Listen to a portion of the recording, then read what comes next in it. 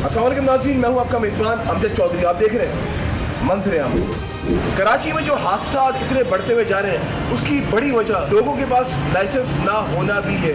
ये तुम अपने ये ड्रामे बंद करो तो ये क्या मसला है? ट्रांसफर पोस्टिंग के पैसे देके चौकियां लेते हैं। अभी क्या ट्रैफिक पुलिस हल्कर को नीचे ये जाके थाने में इसको बंद करते हैं। कराची में हादसात में कितनी कमी आई? 85% जो एक्सीडेंट्स हैं वो सारे मोटरसाइकिल। लॉ तो इम्प्लीमेंट करेंगे, ये हमारा काम है। ये तो मारने पे आ जाते हैं। गाड़ी बंद होगी जी की गाड़ी बंद होगी इनकी। तो गाड़ी तो आपकी बंद हो, कानूनी कार्रवाई की जा रही है आपके सामने ही है कि आपकी नौकरी ना चली। कोई बात नहीं। बात बताओ कि ये कानूनन जुर्म ना माइक पीछे करके बात करो। आप मुझे जानते हो पर्सनली?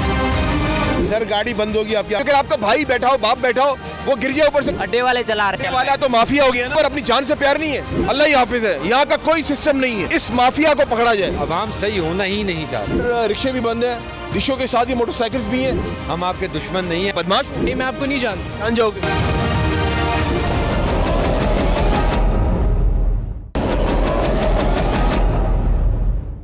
आप देख रहे हैं 5 न्यूज़।